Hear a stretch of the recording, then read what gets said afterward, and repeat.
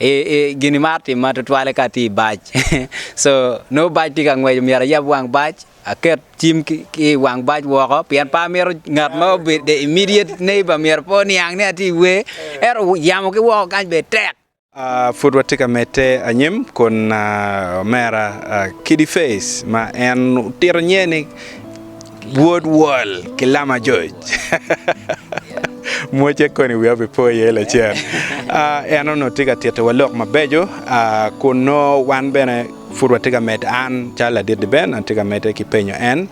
wipu will subscribing Lakwed TV ka furi chao nena wa nena tini wan watika logo watika miro niang eno beranga chi en tiga tete wa maduong chi chamo kene wa chero oloto inoni no lok cher chi ku ana fo matek anda mira adugi kuno amira penkong kai initi timu we mamigi pol kara chamo kene gwak chunyi ino yota chali wai team collaboration ki ngarmo kejem ino ben pol kar no kitimu kene beno bela well collaboration chunya miero I have ever done collaboration kidana mapol I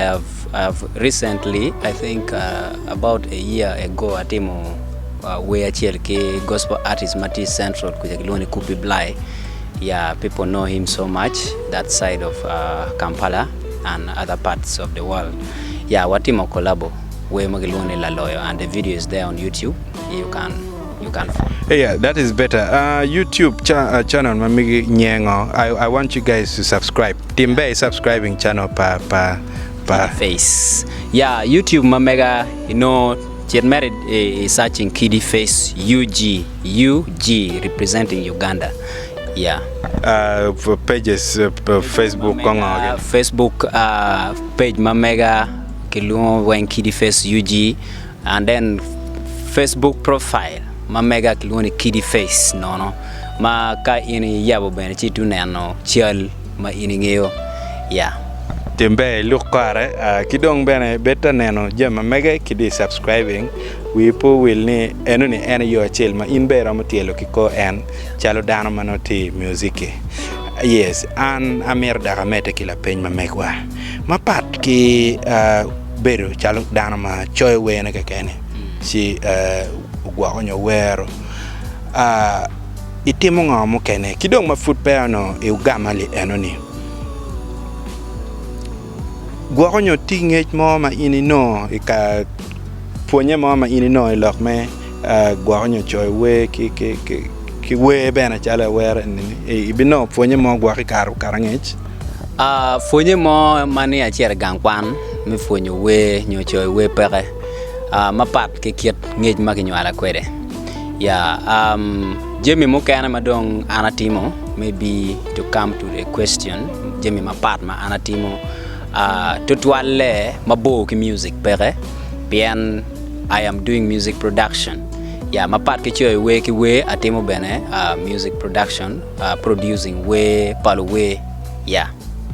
mano any business ma an kombera timo basically yeah apart from other small biachara mugumano taking ping mapa romo mentioning tutwale furi Lakwed kan yeah be ngeo Lakwed ka koni nonge waje loke ye chidong me kara dong Lakwed do mor Lakwed mo kana momor abi kwed mo kana momor now man be dong amir bena apen yen ngeo jemne pombe beru yo tutwal ikar ma lockdown beru tie in beru katimne nining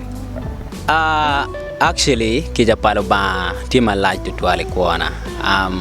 ikar me lockdown surprisingly luba nyurani endo kara en luba pal mape wala tianata ikar me lockdown music production okonya mateka de remember ni show mo can pay kono crusade kono ngogin mo can pay but ana beru kati constantly yeah ma ngeo watikulu wewa mo kan magin geti diaspora ilobo mano gen geti wa kuja de can hold like a birthday party or ma megi house party ngoge so gen ge yubu we ma megi ge chwala duan ge email kadong ana kwanya duan ge go bit ke kan Adwako board gi kuja gin gi chiero gi kero duan gi dong for the final touch gi dwako project baraka mastering mastering ka dwako we board gi so inono atiga nongo chiane mugo matino tino maromo willo gi achama kilo tino kidong sustaining ki family mamega so lubama bedo la kija tutwal mera 4 ye lubama teka dada kidong clients magen go bedo ka chung kweda ka gano an petich magen go bedo ka miena obedo bedo tutwal pian wa karma tene ponor wa tutwal much as families mapolo bedo affected maraja dada but wa foi lubani by the fact ni gen gitika nan way Lakwed TV gen bene olotogo kar ke kija paloba exactly itamu ni talena ngonyo meja ngoma ini tikere maber ma pat ki we ma ini no chale we kubiri do lanya piani pega tikere mich ma anati kwere mich metela ma pange kono lanye onyo fore abiti kwere nyim jemene aware mer ching luba pian with time ki wajo ni tongwena lake dugu gen maworo so I don't want to say ni gene but I believe even through my music I've been leading so many people but I feel ni I am a leader be aneno kar mo karangech luwe maduong godonye ilok me chui we bie pange ka yen be gwa nyo chili mo kon ki chel mo be ma en kir ku to ka kware well ingeo politics ka obino kelo yenge pa yamo gwenyu art maybe noni wadao gene one art no chamo ken gen go bare but ingeo politics is not supposed to go into our affairs. That's why karo umiero lokpa politics don't polo kore. So I wouldn't want to go back into the things mabegatima ngej beyond politics ye large more especially Uganda wane kagwa ni politics definition a large machamo kene mero the expatriates gene go gonyiwa mabe but of course atiki olotono atiki kama machwa mangene oloto be gwakai en chunya chiel ma ini wa ne chamo kene winyo ni gwakai ne en chuny mo be na da bibiro bore mo wa ni kan kira kuja dong beti ka do town council ge do da ko wa wachini wal gwako nyo kunu be niar mo gwake wa latini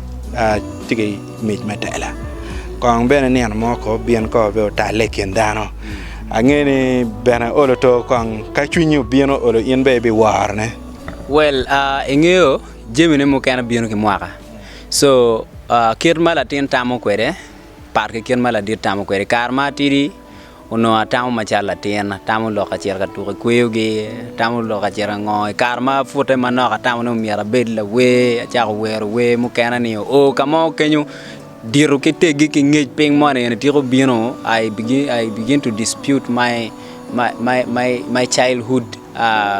test or preference test and preference so if we know ni I cannot dispute ni anyim pa bi beru gwakla chung onyo gwa bi beru la chung but with time age will mature me enough we're gonna be able to make the right decision be amira pen kong bena pat ini ngeo chi chao kene me be la we no we bini wi rom bieno ke kamo mano peone ye kate twal be environment no prepare twal in such a situation mano we mono bina we food wit kama enini what do you do ala recorder michim